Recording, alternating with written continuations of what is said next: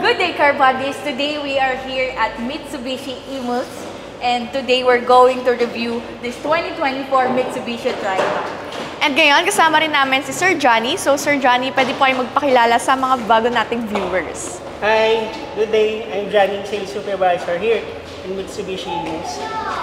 If you want to view our new Triton, so come and visit us. Alright, thank you so much, Sir Johnny. And please don't forget to like, share, and subscribe to our YouTube channel, CarView-PH. And hit the notification bell para lagi kayong updated sa mga susunod naming videos. So, sir, can we start? Yes. Alright, let's go, guys! Go, car buddies! Thank you.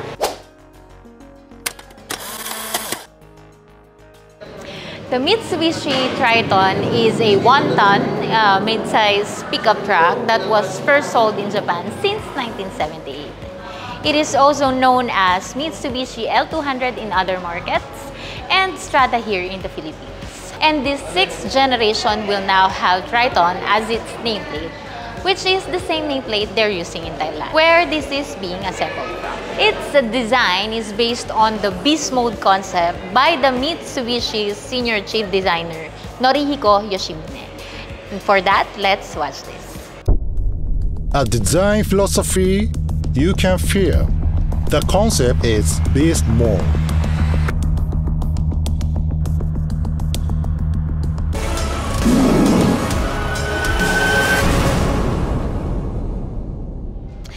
If we compare this with the outgoing Strada, that one is designed with sportiness in mind.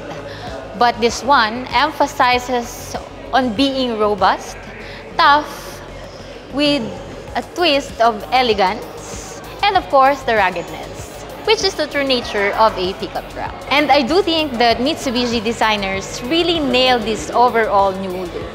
The interior has also gone through a major overhaul in which it's both functional and comfortable. And we will have Darlene explore that later, and the exterior for Zara. But first, let's take a look at the engine.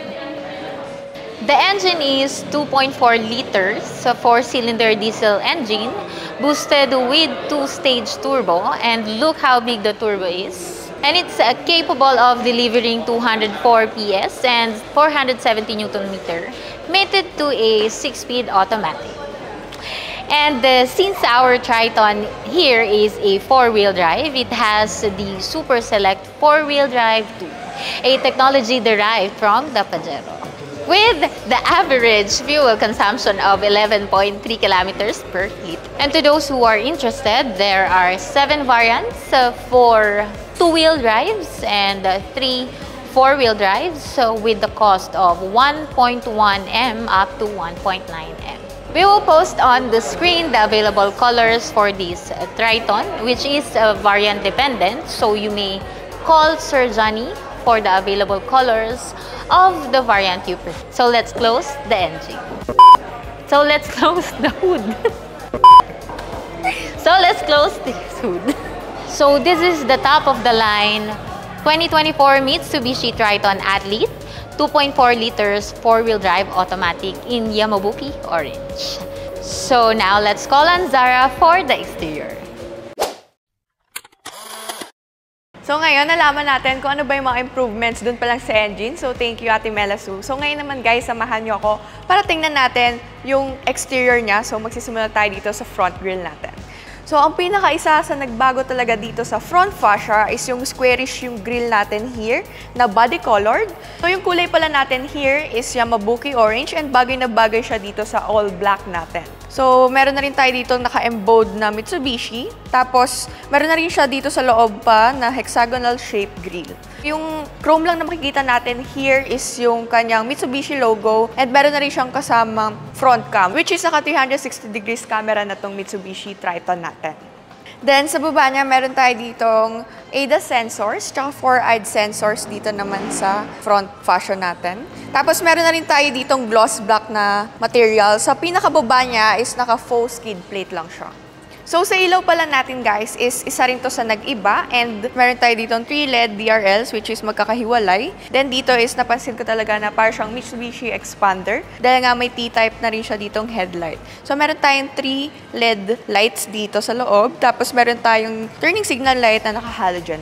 Then, meron na rin pala tayo dito sa baba na LED fog lamps which is naka-black housing na siya. So, nagko-connect siya dito sa dynamic shield design natin. And pa-squares na rin siya. So, bumagay talaga siya dito sa squarish nating front grille. So, unlike dun sa ibang kotse na na-review natin na Mitsubishi is yung dynamic shield design nila is naka-chrome. Pero dito, black talaga. So, ganun yung ginawa nila sa Athlete. Overall, ang masasabi ko talaga dito, pag tinignan mo pa lang is makikita mo yung aggressiveness niya, yung toughness niya. And kung makikita mo siya sa kalsada, guys, nandun yung commanding presence niya. On other terms, kaastigan. And sa taas pala guys, meron tayo ditong pole-type antenna, tapos nandun na rin sa windshield yung kanyang mga sensors. So yun yung ADAS system or tinatawag sa Mitsubishi na Diamond Sense. So nandun na rin guys yung safety features like auto high beam, 360 cameras with front and rear sensors, blind spot monitoring, lane departure warning, lane change assist, rear cross traffic alert, and forward collision warning. And may kasama na rin pala siya guys sa forward collision mitigation system. So kusa siyang magbe-brake if ever may mababangga ka or may pedestrian. Meron na rin pala tayong other safety features which are the 7SRS airbag, the active stability control, and the active yaw control. If ever naliliko ka tapos madulas yung kalsada, meron ka pa rin better handling sa pag-control kasi minsan may nagdi-drift tapos gawa nga madulas, well, less accident na pag may ganun. And good thing dahil meron tong Triton natin. Meron na rin pala siya guys kasama na hill start assist. So that's all for the front. Now let's go to the side profile. Yung sa gulong pala natin dito guys, ang sukat niya is 265/60 R18. So naka-blackout na siya and ang kanyang braking system is naka-ventilated disc brake dito sa harap, samantalang sa likod naman is naka-drum brake. So similar lang siya dun sa Strada pero nag-upgrade siya dun sa suspension. Kasi dito sa harap is naka-double wishbone with coil spring, samantalang sa likod naman is naka-lip spring pero may shock absorber. So mas naging large yung kanyang shock absorber doon. So kahit naka-lip spring siya guys, mas maganda talaga na lumaki yung kanyang shock absorber kasi mas makakatulong talaga yun sa riding comfort ng passengers. Then as you can see guys, meron na rin tayo ditong molding arches na naka-gloss black. And kung mapapansin nyo yung side profile, lahat yan naka-gloss black yung style. Naganda talaga dito sa Yamabuki orange yung mga pagka-black niya and wala ka talaga makikitang chrome design. So different variant siguro guys, pero ito talaga yung 4x4. May pagka-elegant pa rin tong pickup natin. Pwedeng-pwede na, diba? Hindi pa abot ng 2 million. Ang ganda talaga. So aside pala sa mga gloss black natin dito sa ating wheels tsaka sa black arches natin, naka-gloss black na rin tong side mirrors natin tsaka yung sa door. Then meron na rin tayong gloss black na roof rail. Then yung sa side mirrors pala natin guys is naka-power fold and power adjust, LED turning signal light, blind spot monitoring tsaka yung sa 360 degrees camera natin. So yung ating gloss black na door is naka-keyless entry na siya. Ito pala guys yung ating Triton key fob. So meron lang tayong unlock and lock. And meron na rin pala tayo dito guys na two-tone stepboard tsaka yung mudguard natin dito. So yung particular dimension pala ng ating Triton is first yung length niya na 5,360mm by 1,930mm by 1,815mm. And yung wheelbase pala natin here guys is 3,130mm. So mas maganda talaga guys na naging longer and wider siya, meaning mas malaki yung cabin space lalo dun sa rear seats. So now let's proceed to the rear end. So, bago ako tuluyan na pumunta sa likod, guys, may napansin ako dito, yung sports bar niya na gloss black, yung cargo extender niya, sobrang ganda talaga, lalo dito sa side profile, kitang-kita. Then, meron tayong another accent na makikita, which is yung gray. Then, may ano pa siyang Mitsubishi. So, napansin ko, guys, sa interior, meron din ganan. So, ganda yung mga color accents na makikita natin dito sa Triton. Yung gas tank niya is mas lumaki, so bagay na bagay. Yung horizontal na kanyang character lines is malalim. So, mas malaki talaga tingnan yung Triton. So, meron tayo ditong malaki ring space, guys. So, siguro kahit R20, pwedeng-pwede yung gulong nyo. Lalo na yung mga pag-extreme off-road kayo. So, now let's proceed to the rear end. So, ngayon nandito na tayo sa likod. And meron tayo ditong T-shape na LED taillight. Tapos, halogen na yung iba. So, at dito yung ating brake light tsaka yung reverse light. So, meron na rin tayong Triton badging. So, if ever na bumili agad kayo nito, makikita agad sa kalsada. Wow, may Triton na yun ah. Then, meron na rin tayo ditong LED third brake light. Tapos, yung ating door handle here. And this is naka-gloss black na siya with the reverse camera. So, yung Mitsubishi logo natin, naka-chrome. So, ang kagandahan dito sa Triton natin, guys, if ever nakababa tong tailgate natin, is pwedeng-pwede kang umapak dito sa side na to. So, yun nga, ang galing kasi naisip nila para syempre, mapadali na lang if ever aakyat kayo dito sa may cargo area. So, sa baba niya, meron tayong 4-eyed sensors. And kung hahanapin nyo, guys, yung ating muffler is hidden na siya sa ilalim. And yung spare tire natin, guys, is full size na siya with mags. So, maganda talaga. So, ngayon, buksan naman natin to. So, mabigat siya, guys. So, wala siyang assist. Pero if ever naman, syempre, di ba, bibili kayo nito. Feeling ko naman may laman-laman na yung mga bibili ito. For example, yung mga lalaking may muscle. So, kayang-kaya nila to. It comes with a bed liner with 4 hooks. Tapos, may Mitsubishi logo na. Tsaka defoggers. So, kung mapapansin nyo, yung size niya is hindi ganun kalaki. Pero it's okay dahil bumagay naman siya dito sa ating Triton. So, i-flash lang namin sa screen yung size ng cargo bed. And yung cargo bed height pala natin dito, guys, pinababa siya dahil mas easy access na siya if ever magpapak kayo or mag-unload. So, yung payload capacity pala natin here is 985 millimeters. So, that's all for the full review of the exterior. So, ngayon, tawagin naman natin si Ate Darlene. But before that, guys, please don't forget to subscribe our YouTube channel, CarView PH, and hit the notification bell para lagi kayong updated sa mga upcoming naming uploads. So, Ate Darlene, take it away.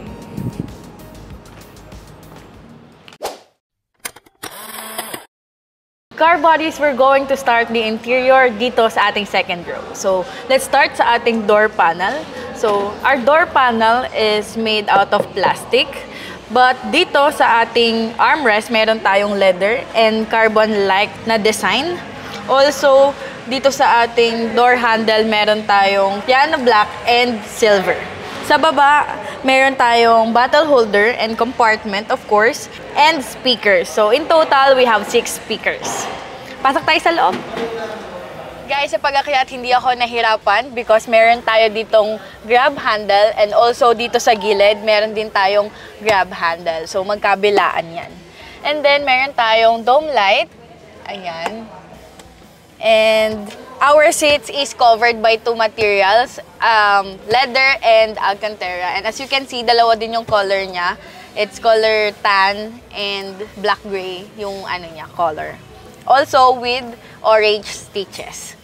And then, meron tayo dito sa likod ng driver seats na pockets and ganun din sa passenger seat.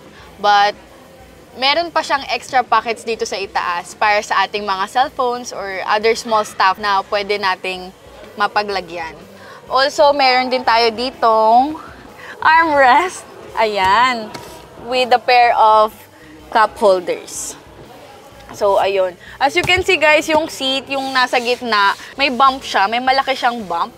Pero tinry ko siya kanina. Even though nasa gitna ka, it's very comfortable. Actually, mas malambot pa siya kaysa dito. Pero ito is malambot na din. Dito naman sa center, meron tayong charging port. So, meron tayong Type-C and Type-A. Also, meron din tayong 12-volt socket. And ayun nga lang, wala tayong aircon vents. But we have enough near room and headroom kasi mas malaki na yung wheelbase natin. As you can see, for a 5'6" like me, it's very comfortable and sobrang maluwag gumalaw. And sa lahat ng na-review ko na pick-up na merong second row seat, ito na siguro yung pinaka-comfortable. Meron na tayong black na headliner. So, ang ganda niya sa vision. Nakaka-elegant tignan yung color black. And if you need extra space and lalagyan ng tools, pwede nating i-fold ito. And ayan, meron tayong compartment sa likod. So, lipat naman tayo sa unahan. Dito naman sa ating driver seat, ayan, simulan natin sa taas. Meron tayo, of course, dome light. Ayan. And then, meron din tayong sunglass holder. And yung ating rear view mirror is manual lang siya. And meron din tayong vanity mirror. Ayan, wala nga lang siyang ilaw. Pero let's see kung meron din siya sa passenger seat. Yes, meron din tayong mirror. Wala nga lang din ilaw. Then yung ating dashboard is made out of plastic. Here, meron tayong mga soft touch material with orange stitches. Visible siya, guys. And yung ating aircon is covered with color gray or metallic gray. Na mukha siyang silver, guys. Tingnan nyo na lang din. And then, yung ating glove compartment is split na siya. Meron siya dito sa taas and meron din tayo dito sa baba. And as you can see, hydraulic na din siya. And then, dito sa pinakadulo, meron ulit tayong cup holder. Ayan. So, yung ating passenger seat is 4-way power adjust na siya. And yung ating driver seat is 8-way power adjust. So, the material is the same with the second row. This is Alcantara with orange stitches and color tan. It's very different, unique, and very comfortable. Dito naman sa ating armrest, it is wrapped with black leather, also with orange stitches. And ayan, spacious siya, guys. Madami tayong pwedeng mailagay. Then, dito sa baba, meron tayong 2 cup holders housed with piano black.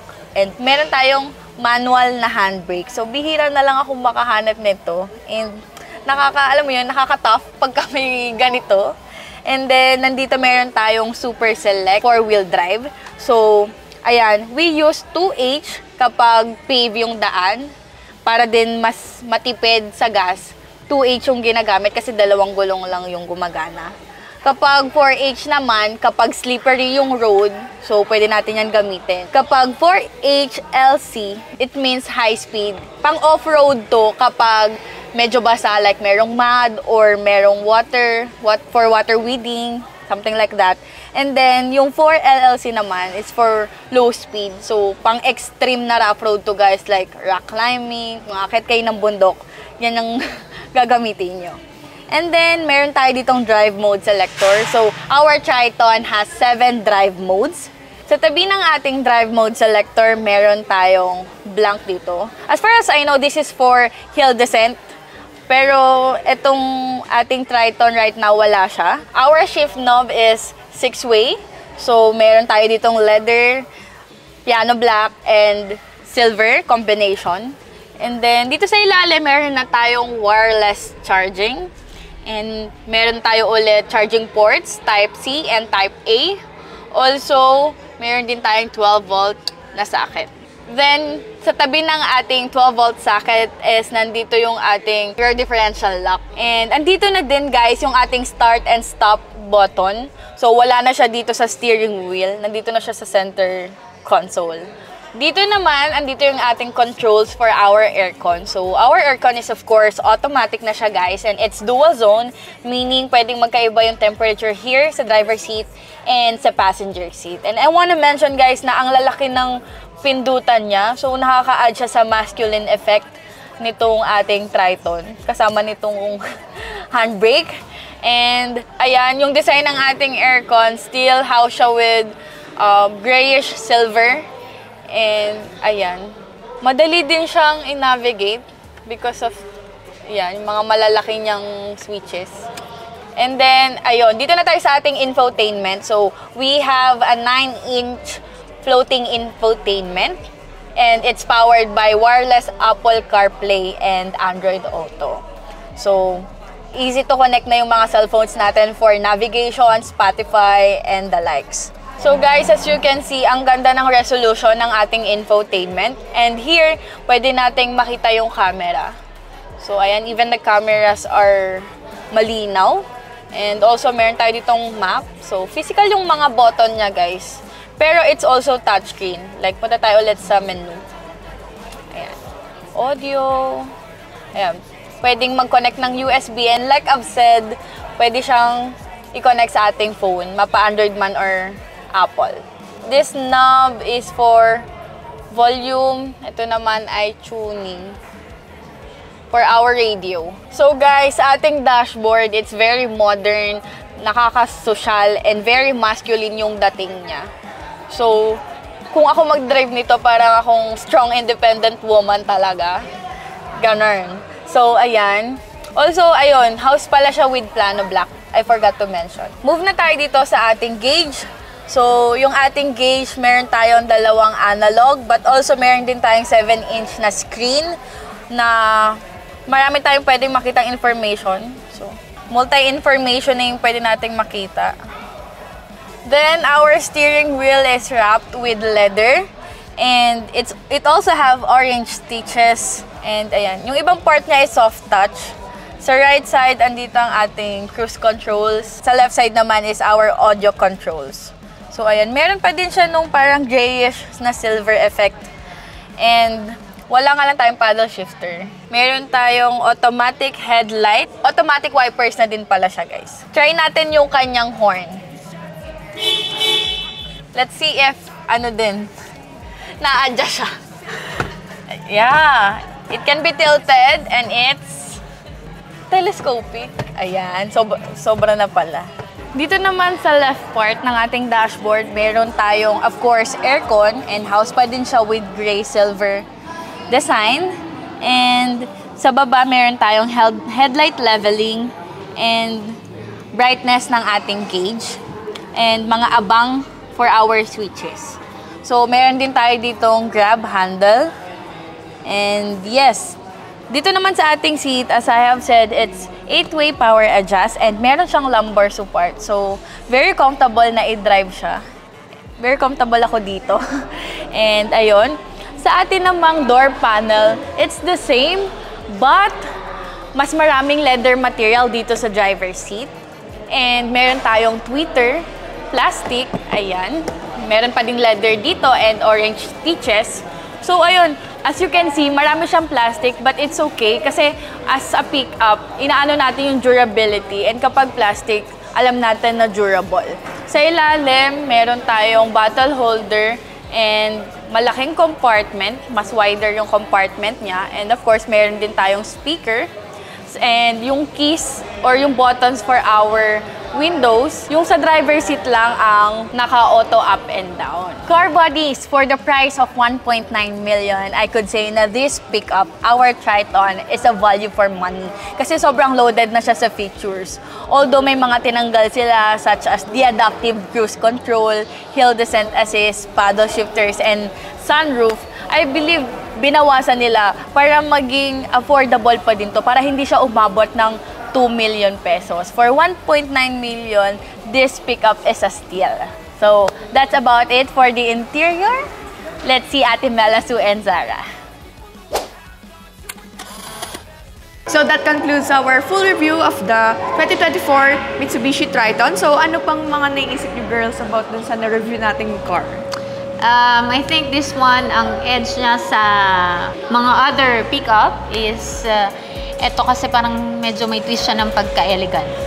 Napaka-luxurious niya pero pickup siya guys. So pwede pa rin siya pang off-road lalo na 4x4 siya. Yes. True, yes. It's elegant, yes, very masculine ang dating. And full pack na rin yung mga features ng kotse. True. Yes, and ayan, kaya naman, once again, thank you so much Mitsubishi Imus and of course kay Sir Johnny for always having us, and pati na rin kay Sir Joseph, yung branch manager. Maraming salamat po, sir. That's it for this video. Before we end, don't forget to like, comment, share, and subscribe to our YouTube channel, CarView PH, and hit the notification bell so you'll be notified whenever we upload a new video. So guys, see you in our next Videos! Bye!